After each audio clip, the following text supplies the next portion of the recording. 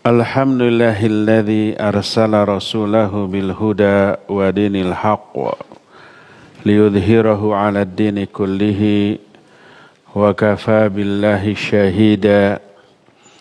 Asyhadu an la ilaha illallah wahdahu la syarika lah iqraran bihi wa tauhidan wa asyhadu anna Muhammadan 'abduhu wa rasuluh sallallahu alaihi wa ala alihi wa ashabihi wasallama tasliman mazida wa ba'd. Hadirin jamaah Masjid An-Nafi Dago yang Allah muliakan, para pendengar radio Tarbiyah Sunnah Bandung dan radio-radio lain, para pemirsa beberapa stasiun TV dan para netizen di mana saja Anda berada.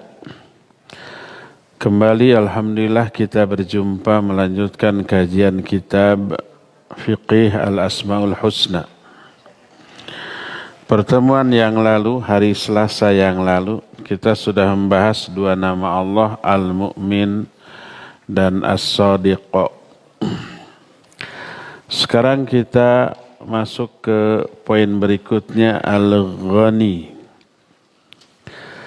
Bahasa kitanya ghani itu kaya. Cuma berbeda antara kayanya Allah dengan kayanya manusia.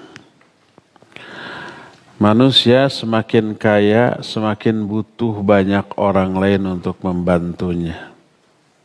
Nggak ada orang kaya yang ngepel sendiri, nyupir sendiri, masak sendiri. Semuanya serba dibantu. Kadang-kadang bukain pintu mobil aja dibantu. Kadang-kadang pulpennya aja dibawain, ya enggak? Manusia semakin kaya, semakin butuh orang lain. Kalau Allah ghani, makna ghani tidak membutuhkan apapun dari siapapun. Wallahu ghaniyun 'anil alamin. Allah itu ghani dari seluruh alam, maknanya tidak membutuhkan apapun dari alam ini. Karena kayanya Allah.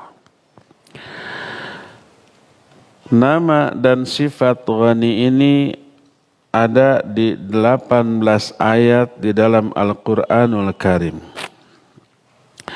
Di antara surah Al-An'am 133, wa rabbukal ghaniyyu dzur rahmah, dan Rabbmu adalah maha ghani, pemilik rahmat. Dalam surah Fatir 15, ya ayyuhan nas antumul fuqara'u ilallah wallahu huwal ghaniyul hamid. Hai manusia, kalian benar-benar fakir kepada Allah. Fakir itu lawan dari ghani. Fakir jamaknya fuqara. Fakir itu amat sangat butuh. Kalau ghani enggak butuh.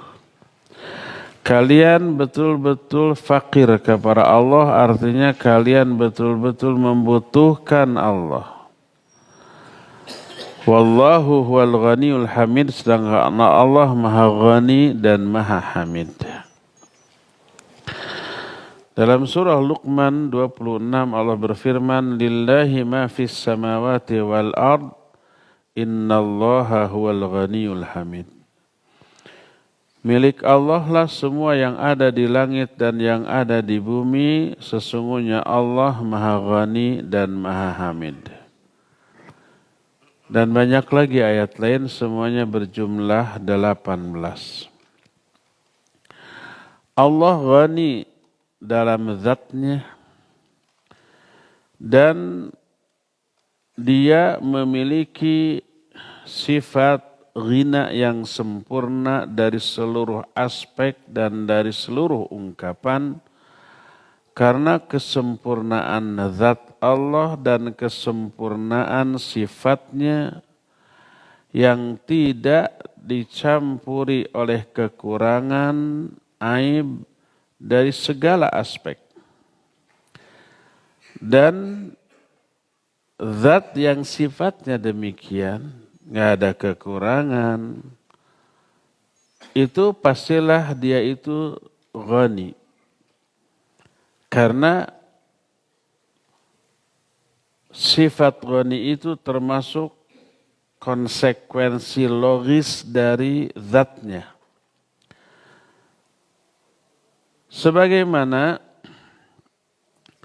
sesuatu zat yang memiliki sifat pencipta, pemberi rizki, pengasih, berbuat baik kepada makhluknya, zat yang seperti itu mau tidak mau kecuali dia pasti ghani dari seluruh makhluknya. Tidak membutuhkan apapun kepada makhluknya dari aspek apapun. Dan tidaklah makhluknya seluruhnya memiliki semua kenikmatan dan hak hidup kecuali pasti membutuhkan Allah dari segala aspek. Makhluk itu tidak bisa berlepas diri dari kebaikan Allah, kedermawanan Allah, pengaturan Allah, bimbingan baik khusus ataupun umum, walaupun hanya sekejap. Setiap detik dari kehidupan makhluk selalu membutuhkan Allah dari segala aspek.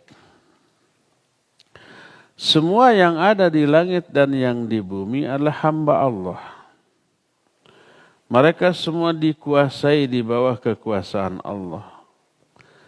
Diatur sesuai dengan kehendak Allah. Seandainya Allah mau menghancurkan mereka semuanya, blek dihancurkan tanpa alasan, niscaya itu tidak akan mengurangi kemuliaan Allah, kekuasaan Allah, kerububihan Allah, keuluhian Allah, walaupun sekecil debu, enggak. Karena semuanya ciptaan Allah, milik Allah, terserah Allah. Ibarat kita memiliki barang atau makanan yang milik kita sepenuhnya kan terserah kita. Mau dimakan, mau dibuang, mau dikasih gitu kan. Apapun yang kita lakukan tidak mengurangi apapun dari diri kita. Apalagi Allah Azza wa Jalla. Nah, lalu mu'alif membeberkan beberapa bukti dari sifat ghinanya Allah. Beliau berkata, wa min kamali ghinahu annahu la tanfa'uhu ta'atu ta'i'in wa la tadurruhu ma'siyatul 'asin. Falau amana ahlul ardi kulluhum jami'an ma zada dhalika fi mulkihi syai'a. Walau kafaru jami'an lam yanqus dhalika min mulkihi syai'a. Di antara bukti sifat ghinanya Allah adalah ketaatan orang-orang yang taat tidak bermanfaat bagi Allah sedikit pun, dan kemaksiatan orang-orang yang durhaka tidak memberi madarat kepada Allah sedikit pun. Seandainya seluruh penduduk bumi beriman kepada Allah, keimanan mereka itu tidak menambah kekuasaan Allah sedikit pun. Sebaliknya seandainya seluruh makhluk durhaka, kafir kepada Allah, maka kekafiran seluruh makhluk itu tidak mengurangi kekuasaan Allah sedikit pun. Jadi ibadah kita jangan dianggap memberi keuntungan kepada Allah, menambah kekuasaan Allah. Tidak. Kalau kita durhaka jangan dianggap wah berarti kekuasaan Allah berkurang karena kedurhakaan kita. Enggak. Lalu untuk apa kita ibadah? Untuk kepentingan kita sendiri, bukan untuk kepentingan Allah. Allah berfirman, wa man syakara fa innama yashkuru li nafsihi wa man kafara fa inna rabbi ghaniyyun karim. Itu surah An-Naml 40, ayat 40. Siapa yang bersyukur maka hanyalah manfaat syukurnya untuk diri sendiri. Bukan untuk Allah, bersyukurnya kepada Allah. Tapi manfaat dari syukurnya untuk dirinya sendiri. Siapa yang bersyukur pasti oleh Allah akan ditambah. La in syakartum la azidannakum. Nikmat Allah akan ditambah. Siapa yang kafir sungguhnya Allah maha ghani dan maha karim. Kufur enggak merugikan Allah. Karena Allah enggak butuh ibadah dan rasa syukur manusia untuk diri Allah enggak butuh. Dalam surah Al-Ankabut ayat 6 Allah berfirman, "Wa man jahada fa innama yujahidu li nafsihi, innallaha laghaniyun 'anil 'alamin." Siapa orang yang bersungguh-sungguh, maka sesungguhnya kesungguh-sungguhan itu hanya untuk kepentingan diri dia sendiri. Diri orang yang bersungguh-sungguh itu. Dan Allah ghani terhadap alam. Ghani terhadap alam itu enggak butuh apapun dari alam ini. Termasuk kesungguh-sungguhan orang dalam beramal, dalam beribadah, Allah enggak butuh. Allah perintahkan untuk kepentingan mereka sendiri. Dalam surah At-Taghabun ayat yang ke-6, fakafaru wa tawallaw wastaghnallah wallahu ghaniyun hamid. Maka lalu mereka kafir, mereka berpaling dan mereka merasa tidak butuh kepada Allah. Wastaghnallah wallahu ghaniyun hamid. Allah mah tidak butuh kepada mereka, kepada keimanan mereka, mau iman mau kafir, EGP. Apa EGP? Emang gue pikirin. Jadi Allah enggak butuh, mau kafir mau berpaling, enggak masalah, itu rugi mereka sendiri. Allah Maha Ghani. Ibrahim ayat 8 menyatakan, in takfuru antum wa man fil ardi jami'an fa innallaha laghaniyun hamid. Kalau kalian kufur dan semua penduduk bumi semuanya kafir, Allah maha ghani dan maha hamid. Allah tidak terugikan dengan kekufuran kalian karena enggak butuh iman kalian. Nih di dalam salah satu hadis qudsi, hadis ini sahih diriwayatkan oleh Imam Muslim dalam kitab Sahih Muslim. Allah berfirman, ya ibadi law anna awwalakum wa akhirakum wa insakum wa jinnakum kanu ala atqa qalbi rajulin minkum ma zada dhalika fi mulki syai'a. Walau anna awwalakum wa akhirakum wa insakum wa jinnakum kanu ala afjari qalbi rajuli minkum ma naqasa dhalika min mulki syai'a. Wahai hamba-hambaku, seandainya makhluk dari awal sampai akhir, baik manusia atau jin, semuanya memiliki hati sebaik-baik hati di antara kalian. Siapa orang yang paling baik hatinya? Rasulullah SAW. Manusia dengan hati terbaik. Karena itulah beliau yang Allah pilih menjadi Nabi akhir zaman.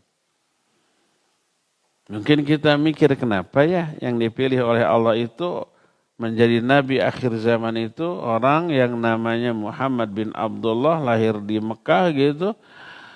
Bukan kita saat ini di sini. Karena beliau adalah manusia dengan hati terbaik dibanding seluruh manusia sejak zaman Nabi Adam sampai manusia yang nanti hidup pada hari kiamat. Sebagaimana riwayat dari Abdullah bin Mas'ud, innallaha yanzuru ila qulubil ibad. Fawajada anna qalba Muhammadin sallallahu alaihi wasallam khaira qulubil ibad fastafahu li nafsi wa mba'athahu li risalati. Allah melihat, memperhatikan hati seluruh manusia. Dari zaman Nabi Adam sampai hari kiamat, Allah perhatikan hatinya. Orang itu belum lahir, tapi hatinya sudah Allah ketahui. Maka Allah menemukan bahwa hati Muhammad SAW sebaik-baik hati manusia. Maka Allah pilih dia untuk dirinya, dan mengutus dia untuk membawa risalahnya. Itu yang menyebabkan Nabi akhir zaman itu Muhammad bin Abdullah di Mekah tahun itu, bukan orang zaman Kiwari. Jadi manusia yang paling baik hatinya adalah Nabi Muhammad SAW. Dari hati sebaik itu lahir ibadah yang luar biasa. Lahir orang yang akhlaknya luar biasa. Sampai Allah pun memuji, wa innaka la'ala khuluqin azim. Engkau ini memiliki akhlak yang sangat agung. Seandainya semua makhluk jin dan manusia hatinya seperti hati Nabi Muhammad SAW. Semua hati kita soleh sesoleh beliau. Ibadahnya pasti hebat. Akhlaknya pasti mulia. Tauhidnya nggak perlu diragukan lagi. Semua jin dan manusia seperti itu. Lalu ibadah dengan kualitas dan kuantitas ibadah yang hebat. Kata Allah, ma zada dzalika fi mulki syai'a. Semuanya itu tidak menambah kekuasaanku sedikit pun. Sebaliknya, seandainya semua makhluk dari awal sampai akhir, manusia ataupun jin, memiliki hati sebejat-bejat hati di antara kalian. Siapa makhluk yang hatinya paling rusak, paling bejat? Iblis. Firaun kalah sama iblis. Firaun juga bisa begitu karena diibliskan oleh iblis. Disesatkan oleh iblis. Iblis, semua manusia dan jin seluruhnya seperti iblis. Durhakanya. Maka sedikit pun hal itu tidak mengurangi kekuasaanku. Jadi mau ibadah, mau durhaka, enggak mempengaruhi kekuasaan Allah sedikit pun. Jadi kenapa Allah perintahkan ibadah? Bukan untuk kepentingan Allah, untuk kepentingan manusia sendiri. Karena sayangnya Allah. Kenapa Allah melarang syirik dan keburukan lainnya? Bukan untuk kepentingan Allah, untuk kepentingan dia. Jangankan Allah atau dokter aja, kalau ada pasien konsultasi, apa kata dokter? Jaga ya makan, hindarkan ini. Coba olahraga minimal sehari 30 menit continue ya. Pikiran harus fresh, banyak healing, nyingkah kaitu sing jauh.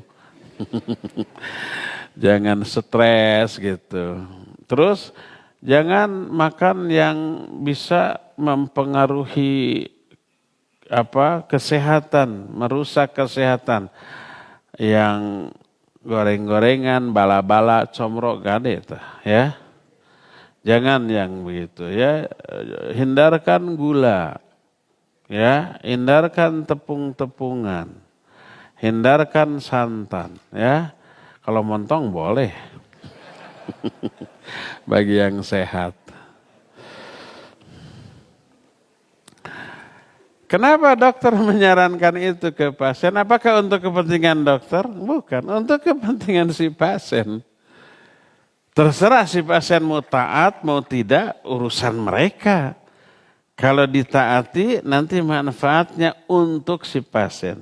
Dilanggar, madaratnya untuk si pasien. Dokter mah kalau pasien sakit, senang-senang aja ya. Berarti berlangganan nanti. Allah Azza wa Jalla menyuruh ibadah bukan untuk kepentingan Allah. Allah nggak butuh ibadah manusia. Allah ghani.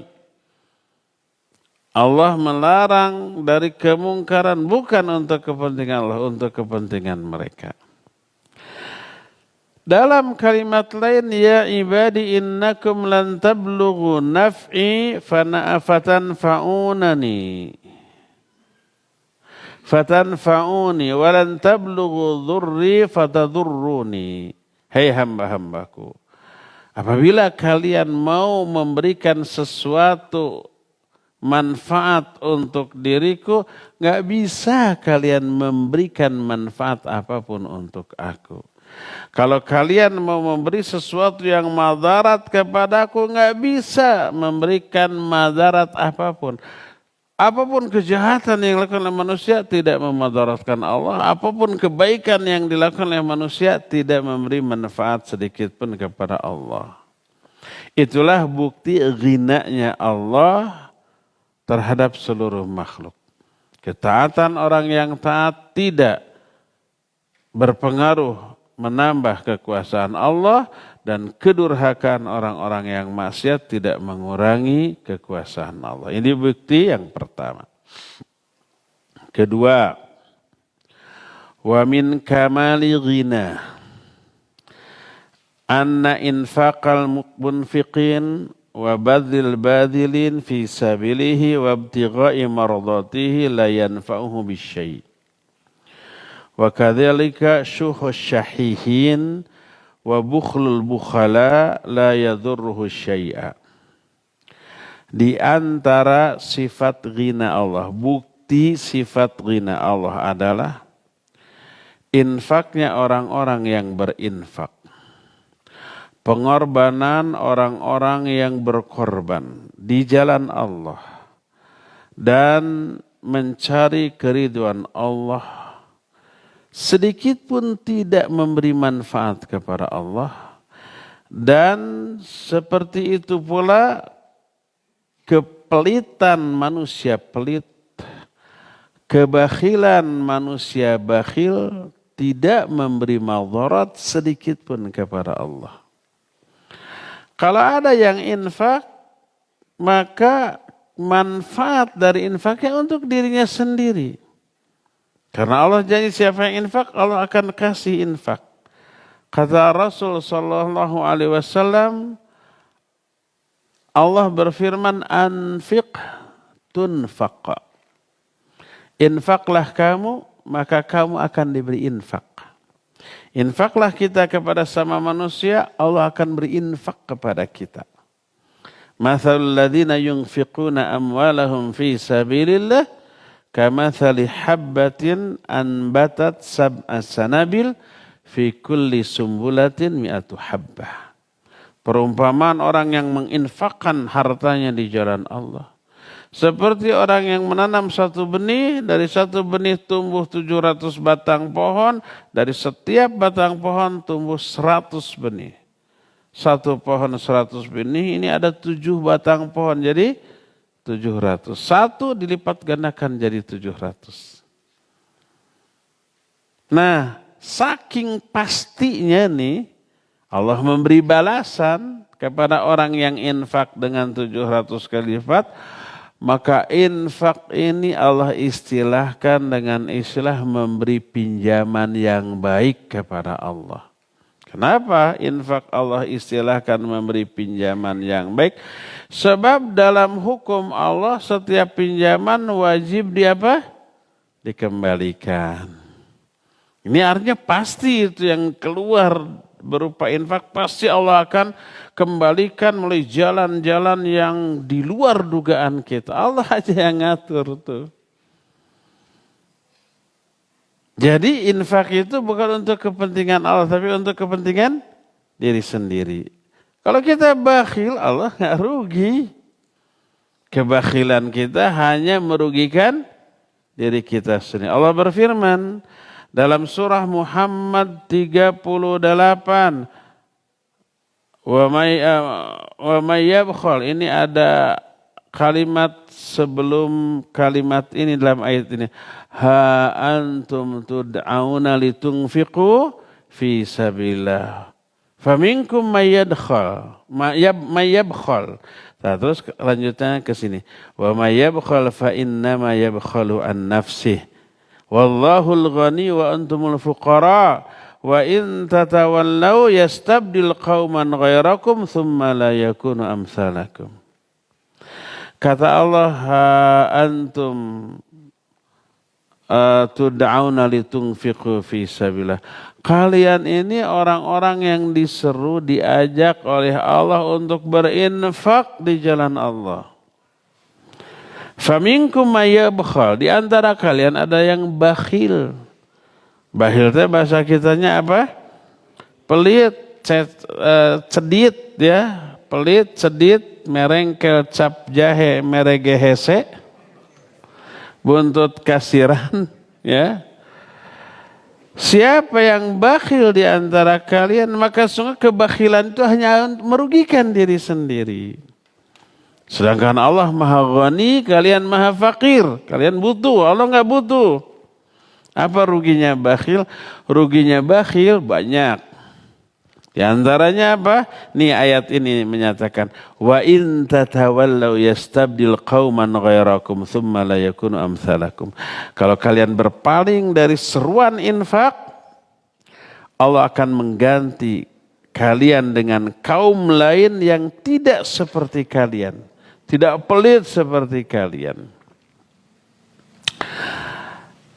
Hadis sahih riwayat Imam Muslim, Ma min yaumin tala'at fihi syams illa malakan yanzilan. Tidak ada satupun hari berlalu yang di hari itu matahari masih terbit, kecuali di hari itu setiap hari dua malaikat turun. Yang pertama menyatakan, Allahumma a'ti munfiqan khalafan. Ya Allah, berikan ganti kepada orang yang infak pada hari ini.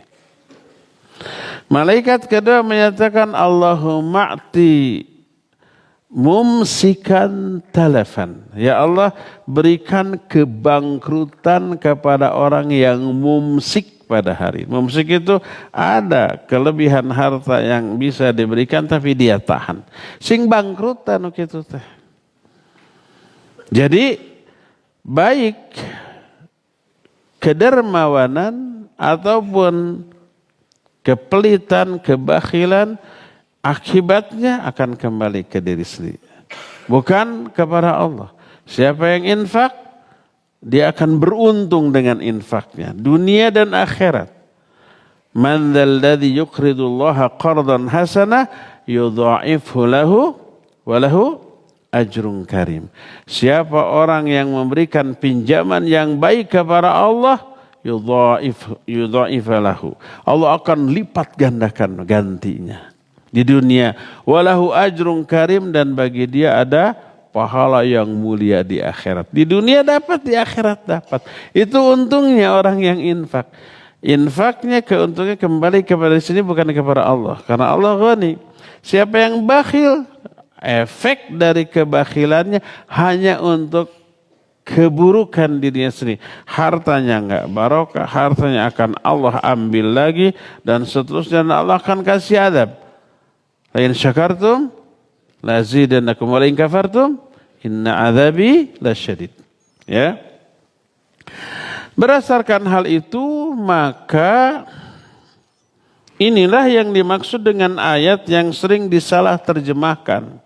Dalam surah Ar-Ra'd, Allah berfirman, innallaha la yughayyiru ma biqaumin hatta yughayyiru ma bi anfusihim.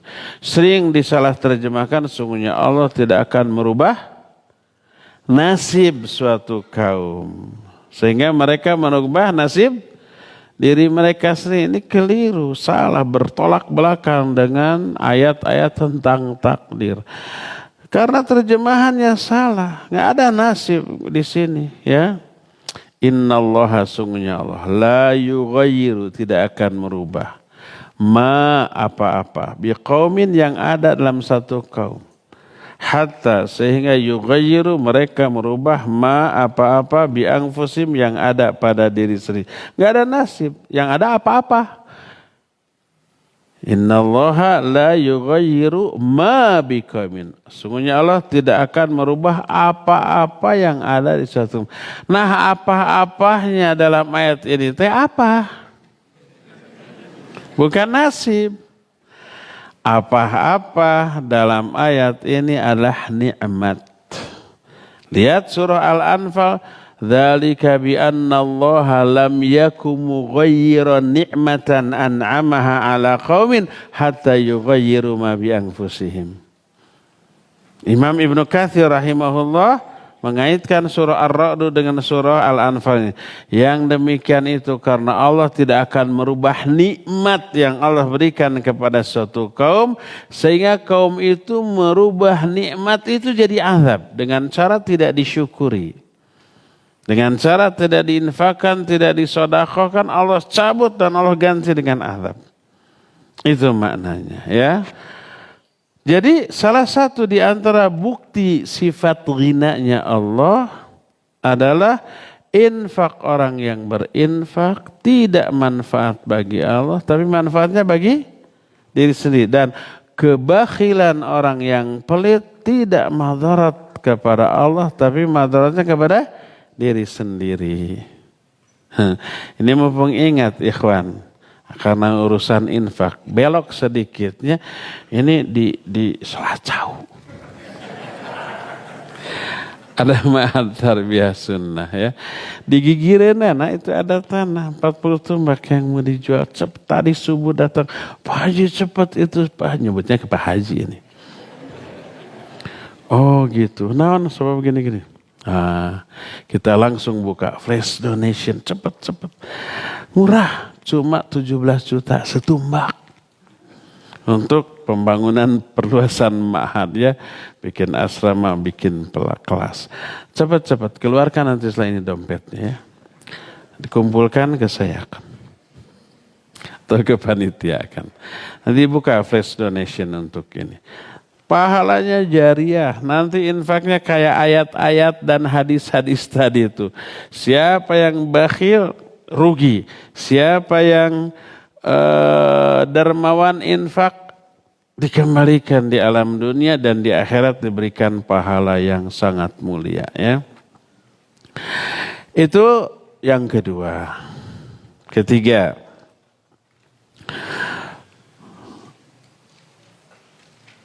belum selesai. Ayat yang berikutnya. Tadi surah Muhammad 38.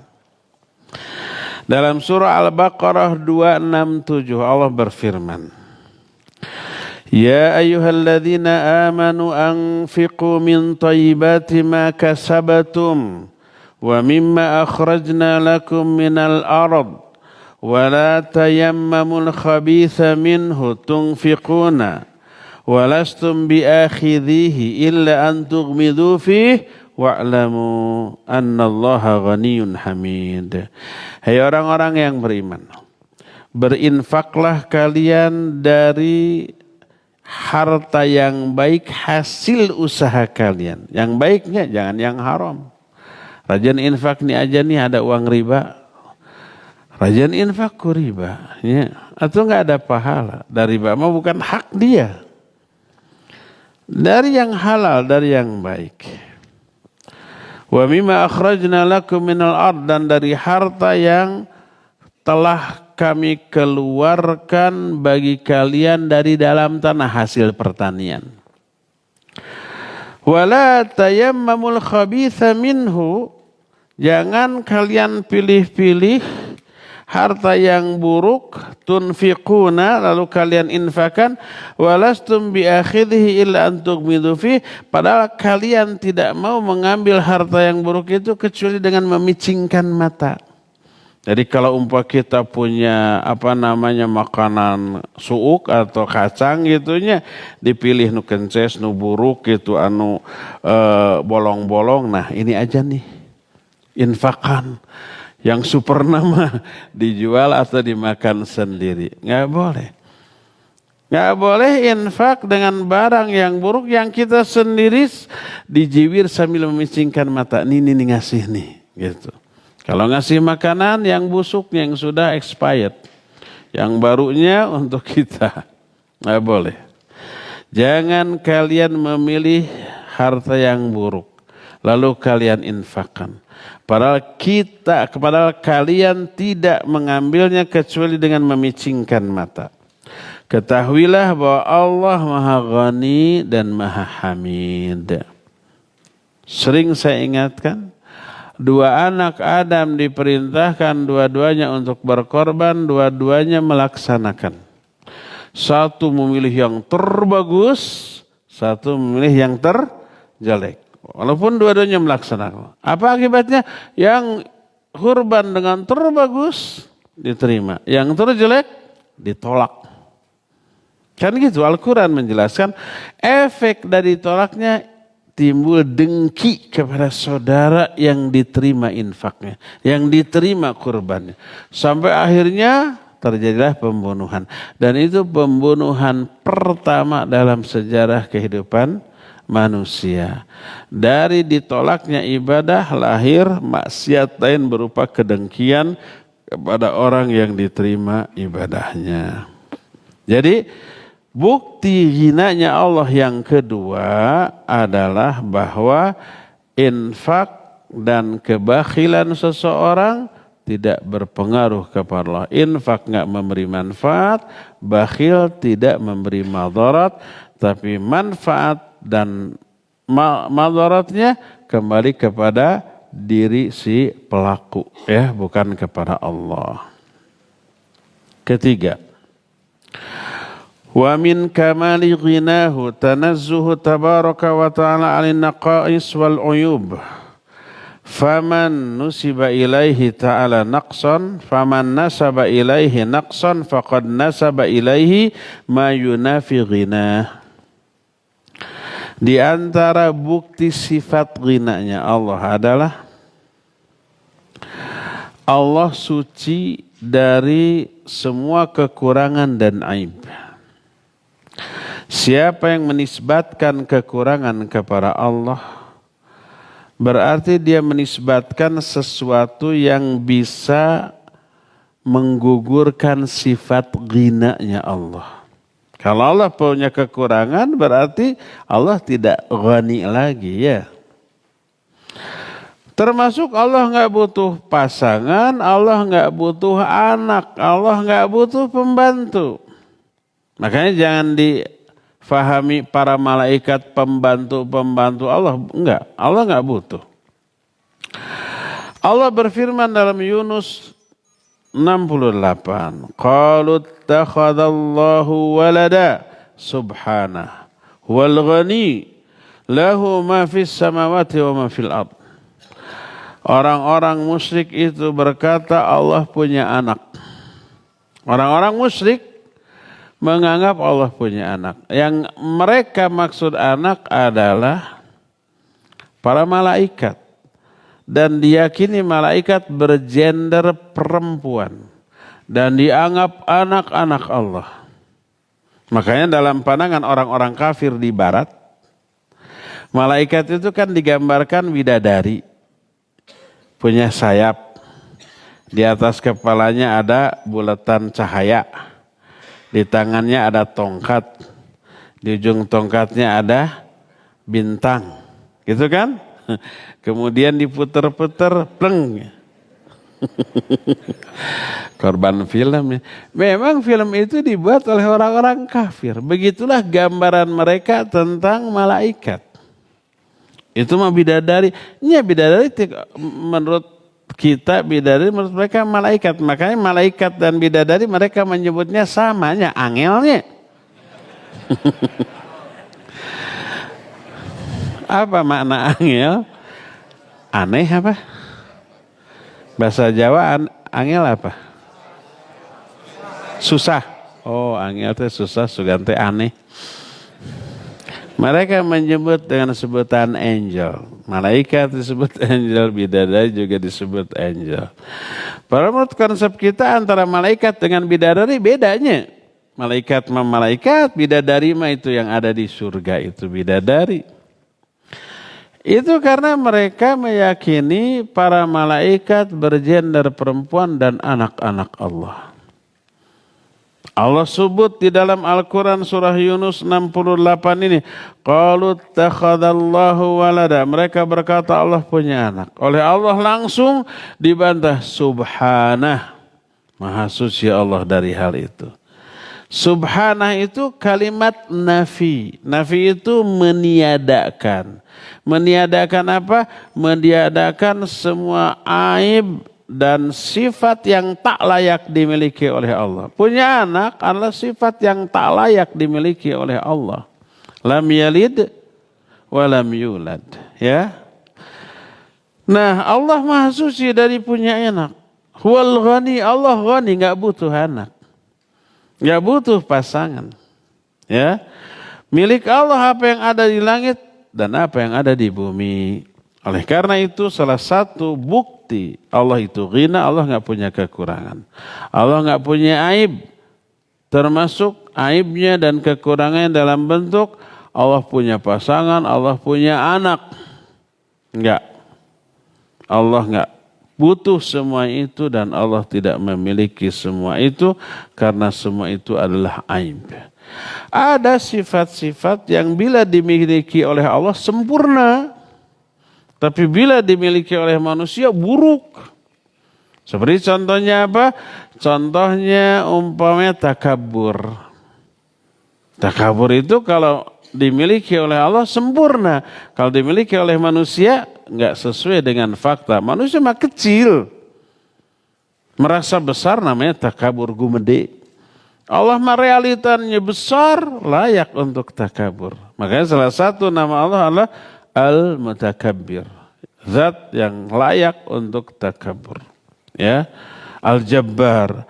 Al-Malik. Al-Malikul Quddusus Salamul Mu'minul Muhaiminul Azizul Jabbarul Mutakabbir. Itu sifat-sifat Allah. Ada sifat yang bila dimiliki oleh Allah enggak sempurna. Tapi kalau dimiliki oleh manusia, sempurnalah manusia itu. Contoh punya pasangan. Jomblo kan gak sempurnanya. Kalau punya pasangan baru sempurna tuh. Kebayang penderitaan para jomblowan dan jomblowati. Punya anak. Kalau manusia punya anak sempurna. Kalau Allah punya anak gak sempurna. Tidur dan ngantuk. Kalau dimiliki oleh manusia sempurna. Manusia nggak pernah ngantuk, nggak bisa tidur, sakit itu ya nggak? Perlu berobat? Iya. Perlu diberi obat tidur gitu ya. Tapi kalau Allah tidur dan Allah ngantuk nggak sempurna. Bahaya, bisa hancur alam jagat raya ini. Tapi kalau manusia suka ngantuk, suka tidur, sempurna. Asal di tempatnya dan pada waktunya. Kalau lagi ngaji kayak gini ngantuk tidur sempurna enggak? Enggak sempurna ya. Saya mah kalau mau ngaji itu harus ngopi dulu. Kalau enggak ngopi ngantuk. Kalau ngopi gimana? Tidur. Daya mending nah tuh.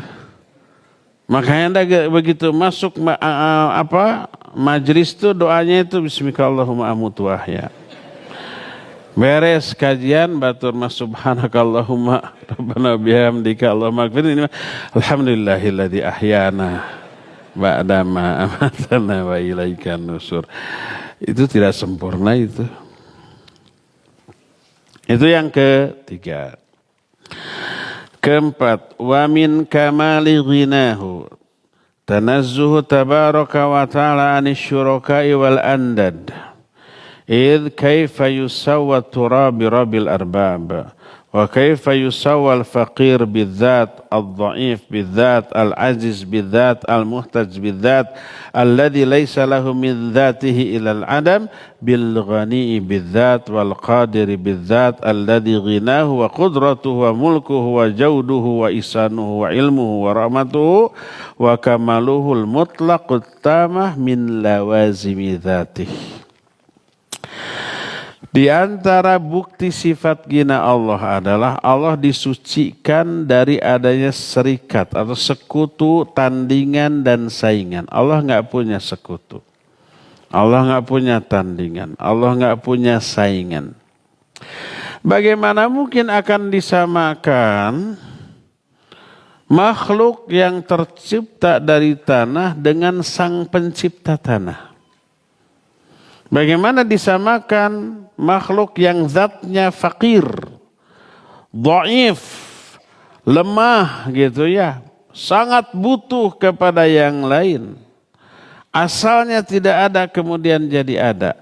Bagaimana makhluk yang seperti disamakan dengan zat yang ghani, yang enggak butuh apapun, zat yang maha kuasa, yang sifat ghinanya, kekuasaannya, kerajaannya, kedermawannya, kebaikannya, ilmunya, rahmatnya, kesempurnaannya yang mutlak itu merupakan sesuatu keharusan dari zat yang maha memiliki kesempurnaan tadi.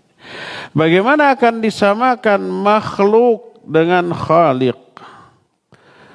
Semua makhluk berada di dalam genggaman dan kekuasaan serta pengaturan dari Allah Azza wa Jalla. Ya. Jadi tidak ada sesuatu pun yang layak jadi saingan Allah, tandingan Allah atau sekutu Allah. Allah berfirman tentang Nabi Isa dalam surah Al-Maidah ayat 17. Kan Nabi Isa dianggap anak Allah, disembah gitu ya. Allah berfirman, "Laqad kafara alladhina qalu innallaha huwal masih ibnu Maryam.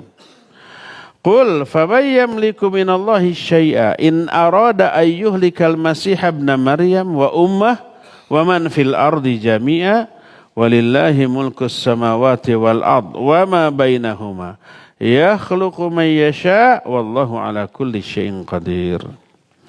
Sungguh telah kafirlah siapa? Orang-orang yang berkata sesungguhnya Allah adalah Al-Masih putra Maryam. Katakan olehmu, siapa yang bisa menahan tindakan Allah apabila Allah ingin menghancurkan Al-Masih bin Maryam beserta ibunya, bahkan menghancurkan semua yang ada di muka bumi ini? Siapa yang bisa? Milik Allah lah kerajaan langit dan bumi serta apa-apa yang ada di antara keduanya. Allah menciptakan apa saja yang Allah kehendaki dan Allah Maha Kuasa atas segala sesuatu. Isa bukan sekutu Allah. Uzair yang juga dianggap anak Allah oleh orang-orang Yahudi juga bukan sekutu Allah. Apalagi benda-benda mati, patung-patung, Lata, Uzza, Manat, Hubal dan yang disembah oleh orang-orang musyrikin Quraisy zaman dahulu, matahari, bintang, apalagi ruh-ruh orang yang mati, semua enggak layak jadi saingan, tandingan atau sekutu bagi Allah. Allah nggak punya tandingan karena sifat ghinanya Allah. Itu yang keempat. Kelima, wa min kamali ghinah anna khazainas samawati wal ard biyadihi wa anna jawdahu ala khalqihi mutawasilun ana al-laili wan nahar wa anna yadayhi sahaun fi kulli waqt. Di antara bukti kesempurnaan sifat ghaninya Allah adalah bahwa perbendaharaan langit dan bumi berada di tangan Allah. Kedermawanan Allah kepada makhluknya kontinu, terus menerus setiap malam ataupun siang. Dan di tangannya lah, di tangan Allah lah pemberian di setiap detik dari waktu yang dilalui oleh manusia dalam kehidupannya. Allah berfirman dalam Luqman 26, "Lillahi ma fis samawati wal ard innallaha huwal ghaniyul hamid." Milik Allah lah semua yang ada di langit dan yang ada di bumi, sesungguhnya Allah Maha Ghani dan Maha Hamid. Inilah yang ke-5. Keenam,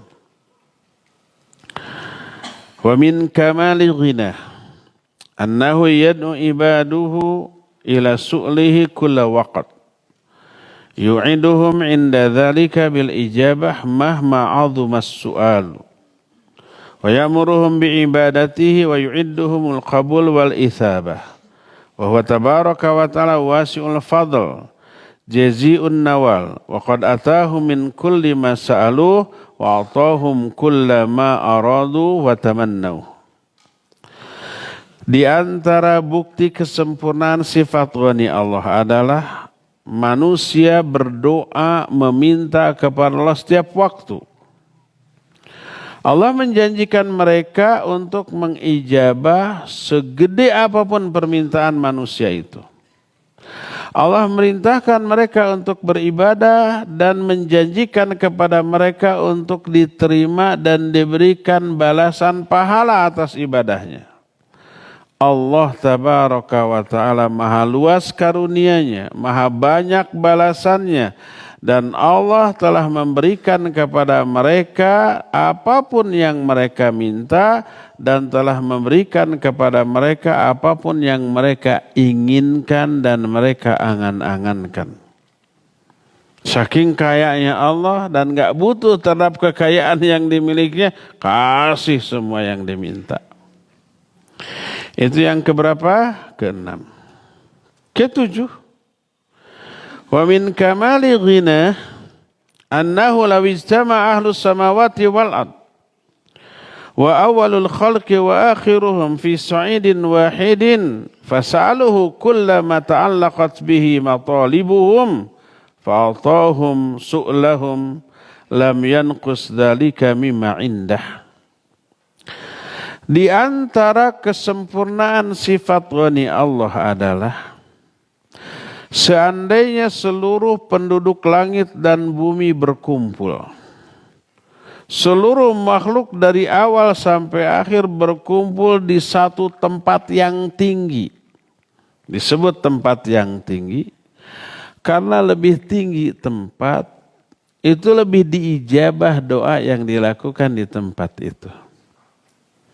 Makanya kalau antum beli apartemen, pilih yang paling tinggi itu. Lantai 100 gitu. Biar kalau berdoa lebih diijabah. Kalau antum lagi naik pesawat, di atas pesawat sering-seringlah berdoa. Lebih tinggi tempat, lebih memungkinkan diijabah. Karena lebih dekat kepada Allah Azza wa Jalla yang ada di atas langit.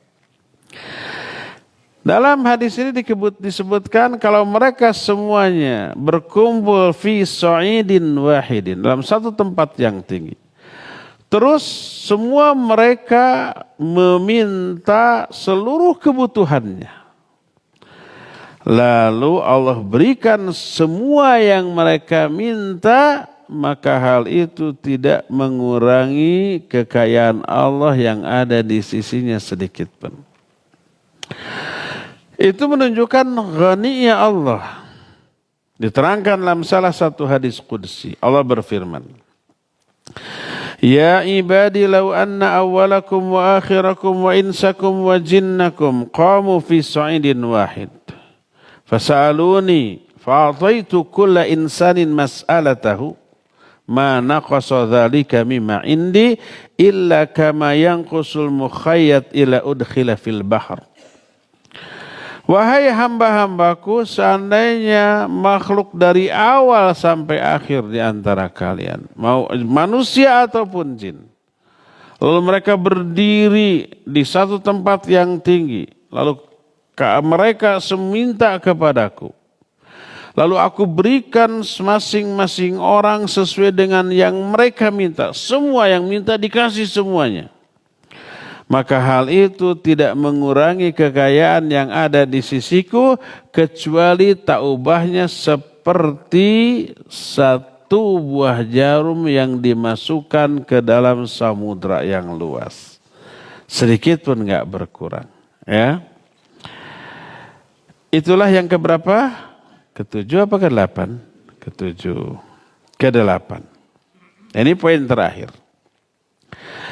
Di antara bukti sifat ghaninya Allah yang maha agung, yang ghaninya tidak ada yang bisa membatasi dan tidak mungkin bisa diterangkan, dideskripsikan oleh kata-kata, adalah apa yang Allah anugerahkan kepada orang-orang yang beriman di surga yang penuh kenikmatan. Di sana kelezatan beragam, kenikmatan bervariasi, anugerah dari Allah luar biasa, saking luar biasanya kenikmatan itu tak pernah terlihat oleh mata, tak pernah terdengar oleh telinga, tak pernah terhayalkan dalam fikiran manusia. Allah berfirman dalam Al-Quran, Surah As-Sajdah ayat 17, "Fala ta'lamu nafsum ma ukhfiya lahum min qurrati a'yun jazaa'an bima kanu ya'malun." Jiwa manapun tidak akan tahu apa yang Allah sembunyikan bagi mereka berupa kebahagiaan sebagai balasan atas amal-amal yang mereka lakukan. Dalam salah satu hadis kursi,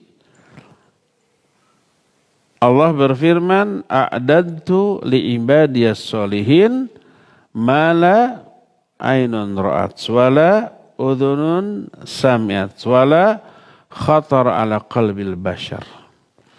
Aku telah siapkan bagi hamba-hambaku yang soleh kenikmatan surga yang tidak pernah terlihat oleh mata, tidak pernah terdengar oleh telinga, dan tidak pernah terbersit dalam hati manusia. Jadi keindahan apapun yang pernah kita lihat nggak bisa menandingi keindahan surga. Keterangan atau penjelasan lisan tentang indahnya surga yang terdengar oleh telinga nggak ada apa-apanya.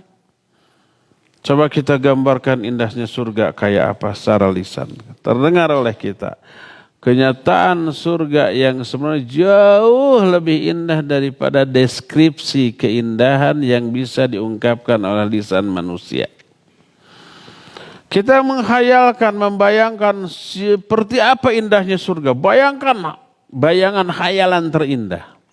Gak ada apa-apanya. Kenyataan surga jauh lebih indah lagi dibandingkan indahnya khayalan kita. Itu yang dimaksud mala ainun ra'at wala udhunun sami'at wala khatar ala qalbil bashar. Jadi indahnya surga itu tidak pernah terlihat oleh mata, tidak pernah terdengar oleh telinga, tidak pernah terkhayalkan oleh hati manusia. Dan itu menunjukkan sifat ghinanya Allah Azza wa Jalla. Maka siapa orang yang mengenal Rabbnya, mengenal Allah dengan sifat yang agung ini, sifat ghina, dia akan mengenal dirinya sendiri. Man arafa rabbah, arafa nafsah. Siapa yang mengenal Allah, dia akan mengenal diri sendiri. Apa maknanya? Dirinci oleh muallif. Man arafa rabbahu bil ghinal mutlaq, arafa nafsahu bil faqril mutlaq. Siapa orang yang mengenal Allah sebagai zat yang maha kaya dengan kekayaan yang mutlak, dia akan mengenal dirinya sebagai makhluk yang fakir secara mutlak, yang sangat butuh kepada Allah dalam seluruh aspek secara mutlak. Siapa orang yang mengenal Allah sebagai zat yang memiliki kekuasaan yang sempurna, maka dia akan mengetahui dirinya adalah makhluk yang super lemah dengan kelemahan yang sempurna. Siapa orang yang mengenal Allah sebagai zat yang memiliki keagungan, kegagahan yang sempurna, dia akan mengenal dirinya sebagai makhluk yang sangat hina dengan sehina-hinanya. Siapa orang yang mengenal Allah sebagai zat yang berilmu dengan ilmu dan hikmah yang sempurna, dia akan menyadari dirinya sebagai makhluk yang bodoh dengan sebodoh-bodohnya. Jadi pengetahuan seorang hamba bahwa diri sangat butuh kepada Allah, yang merupakan buah dari pengetahuan dia tentang Allah itu Maha Ghani, maka inilah yang menjadi tanda dan penyebab bahagianya hamba tersebut baik dalam kehidupan di dunia ini ataupun di akhirat nanti. Selesai sudah penjelasan salah satu di antara nama dan sifat Allah Al-Ghani. Kita cukupkan sampai di sini dan kita masih punya sisa waktu untuk bertanya jawab. Semoga nggak ada kuis dan nggak ada hadiah. Ada. Ikhwan 1 gamis 1 parfum, akhwat 2 gamis dan 2 parfum. Kenapa akhwat selalu 2 kali lipat dari ikhwan jatahnya ya?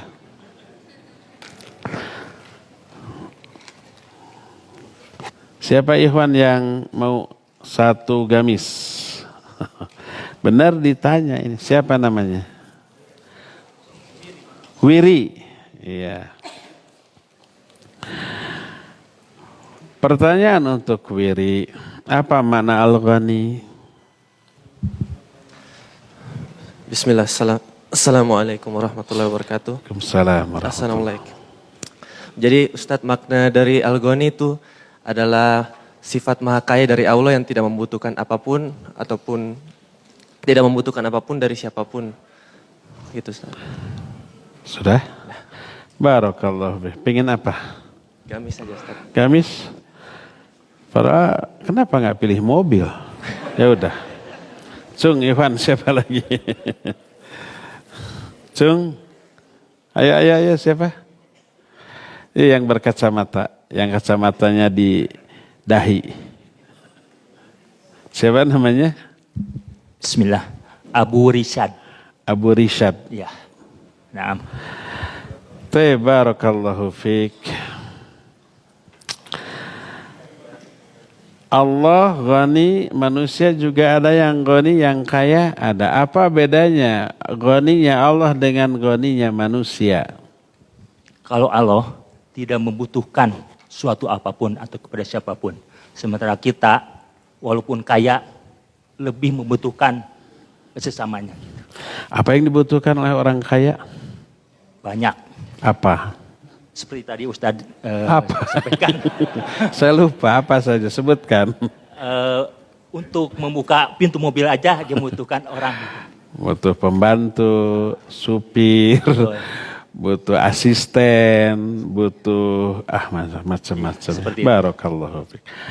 Mau apa? Mau mobil Ustadz. Enggak, hanya ada parfum.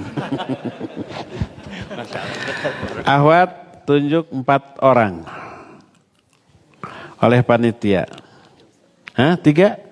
Ini 2 gamis 2 parfum. 1 parfum berarti 3 orang. Salah nulis. 3 orang. Jadi yang sudah ngacung 4 orang gugurkan 1. Sudah?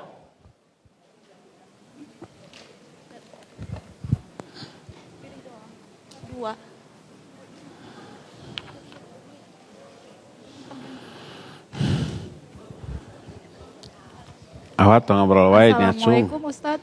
Sudah? Iya, Assalamualaikum Ustadz. Waalaikumsalam. Ahwat yang pertama. Sebutkan salah satu bukti, satu aja sebutkan. Ghinanya Allah. Bukti ginanya Allah adalah Kurang dekat mic-nya. bukti ginanya Allah adalah bahwasannya Allah tidak akan bermanfaat kebaikan yang orang-orang lakukan dan juga tidak akan mengurai kekuasaan Allah dan juga tidak akan bermanfaat maksiat atau dosa yang dilakukan oleh orang-orang yang bermaksiat. Ya iya, orang maksiat mah nggak ada manfaat. Maksudnya? Maksudnya untuk Allahnya tidak akan mengurangi kekuasaannya. Tidak akan memberi madarat. Ketaatan orang yang taat tidak memberi manfaat. Kedurhakaan orang yang maksiat tidak akan memberi Manfaat madarat. untuk Haban manfaat. Iya, yang kedua. Kasih ke orang kedua.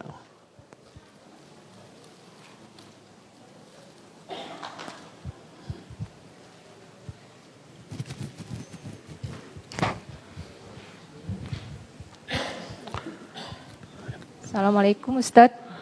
Waalaikumsalam. Coba sebut satu lagi. Bukti ghinanya Allah. Infaknya orang-orang yang berinfak di jalan Allah sedikit pun tidak bermanfaat bagi Allah. Dan sebaliknya, sepelit-pelitnya orang tidak akan memudaratkan Allah sedikit pun. Barakallahu fiik. Yang ketiga. Sebut satu lagi.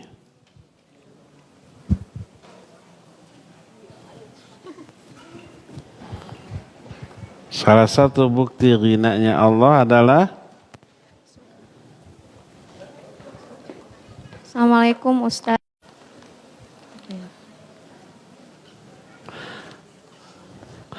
sebutkan kekurangan yang sering dinisbatkan oleh orang kepada Allah. Mempunyai anak, membutuhkan pasangan, itu tidur, memerlukan istirahat. Barakallahu. Sudah selesai ya. Nanti dikasih hadiah. Pertanyaan Assalamualaikum. Waalaikumsalam. Tadi sebutkan bahwa yang paling ingkarlah iblis sehingga Fir'aun diibliskan oleh iblis. Bagaimana bagaimana dengan saat-saatnya kritis Fir'aun ingin mengikuti dengan beriman pada Rabbnya Musa dan Harun. Iya gitu, saat kritis si Fir'aun ingin beriman? Iya betul ya. Ketika si Fir'aun tenggelam, ketika sudah sakarat gak ada harapan untuk bisa selamat, dia berkata, la ilaha illa amanat bihi banu Israel. Tidak ada sembahan yang hak selain sembahan yang diimani oleh Bani Israel. Iya, Fir'aun mengatakan itu dan itu diabadikan oleh Allah dalam Al-Quran Al-Karim. Apakah diterima? Tidak. Kenapa? Karena saat itu sudah sakarat. Rasul SAW menyatakan, Innallaha yaqbalu taubatal abdi malam yughargir. Sungguhnya Allah selalu akan menerima taubat seorang hamba sebelum yughargir. Yughargir adalah suara ngorok dari tenggorokan ketika nyawa dicabut. Ketika sakaratul maut baru mengatakan saya tobat sekarang. Tidak akan diterima. Sudah tutup ya. Dan itu yang dilakukan oleh si Fir'aun. Itu yang pertama. Kedua, sejarah pengalaman membuktikan si Fir'aun itu berkali-kali tobat ketika diberi azab oleh Allah Azza wa Jalla. Azabnya beragam. Kadang semua air di Mesir berubah menjadi apa? Darah. Maka Ahwat tuh biasa ngaji belum selesai sudah ngobrol. Sigana yang udah dapat hadiah tadi gitu. Jempe ahwat. Semua air jadi darah. Karena azab. Mereka nggak tahan dengan kondisi seperti itu. Akhirnya minta kepada Nabi Musa tobat, maka dicabut. Setelah dicabut durhaka lagi. Diberi lagi. Apa? Bangkong di mana-mana tuh. Apa bangkong teh? Sok ngaclok gening. Katak. Di mana-mana katak. Ini dijelaskan oleh Allah dalam Al-Quran. Jari jipen atau kamu ahwatmanya. Ting jarit ya. Akhirnya mereka tobat ya. Kemudian diangkat. Abala atau siksa tersebut. Setelah itu durhaka lagi. Jadi siapa yang percaya terhadap tobatnya si Fir'aun yang kayak begitu? Oleh karena itulah maka ucapan iman di akhir hayat Fir'aun ditolak oleh Allah Subhanahu wa ta'ala. Sudah tertutup pintu tobat bagi mereka.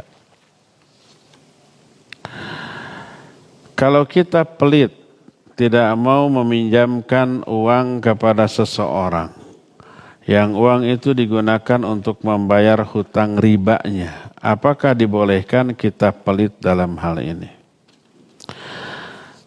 Ada orang pinjol, Umpamanya 3 juta pinjam, hutangnya berubah menjadi 15 juta. Ada kan yang begitu ya?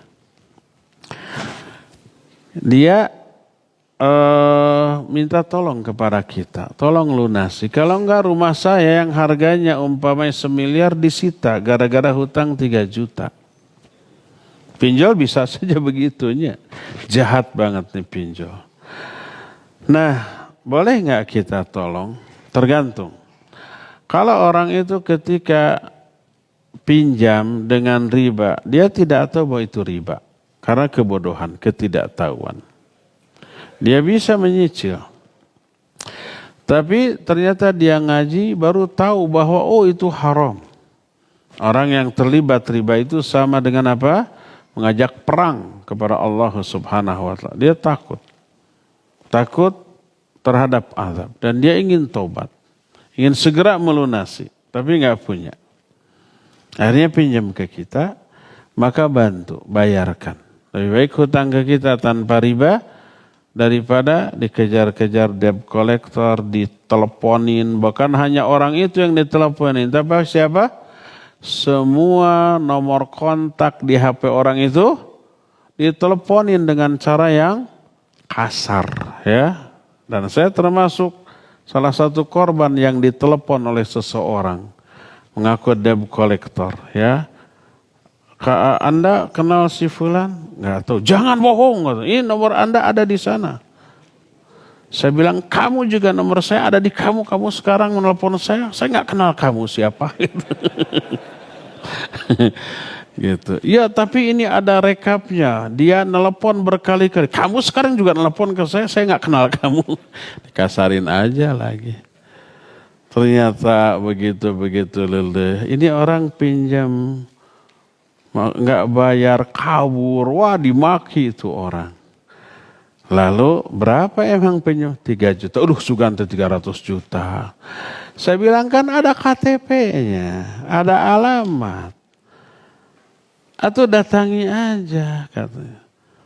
Udah ternyata itu alamat palsu. Kayak judul lagu. Alamat tuh. Emang enggak disurvei dulu? Enggak.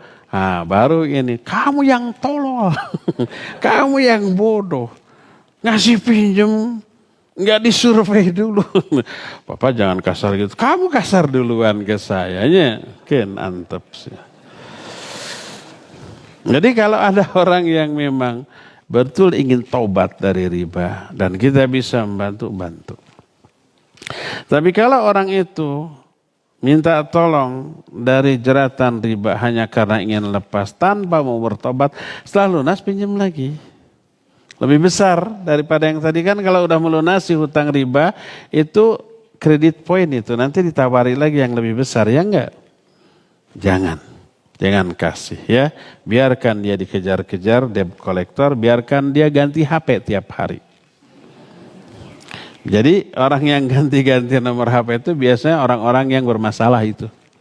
Dikejar-kejar orang lain ya.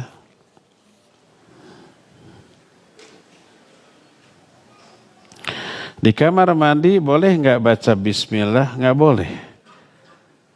Apakah air bekas wudhu yang menempel di wajah boleh dilap? Boleh dilap, nggak masalah ya. Contoh doa yang dapat dibaca dalam sujud untuk mendoakan kaum muslimin yang sedang berjuang di Palestina. Banyak umpamanya Allahumma ansur ikhwanana mujahidina fi Palestin.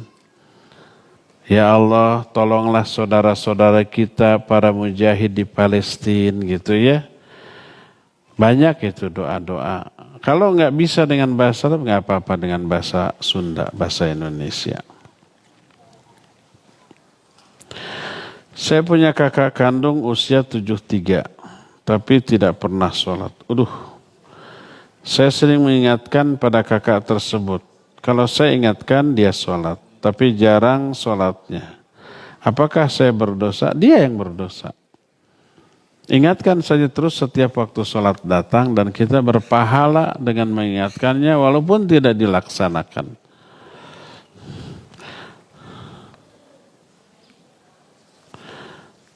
terakhir,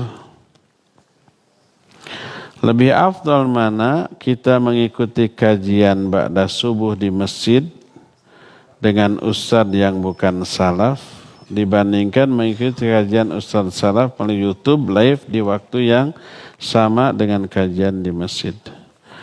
Ya, yang pertama, ikuti ustadz yang mengajarkan ajaran yang benar dan tinggalkan yang mengajak kepada kebidahan, kepada penyimpangan. Dan itu larangan dari Allah. Fala taq'udu ma'hum hatta yakhudu fi haditsin ghairi. Kamu jangan duduk-duduk di dalam majelis mereka sampai mereka itu mengalihkan pembicaraan kepada yang lain. Jadi ada larangan dari Al-Quran.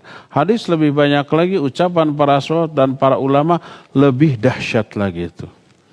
Oleh karena itulah, maka tidak boleh hadir di satu majelis yang di dalamnya mengajarkan kekeliruan, kesalahan, penyimpangan, ya, baik live ataupun offline ataupun online, baik live ataupun tunda, ya. Sudah tuh. Terakhir.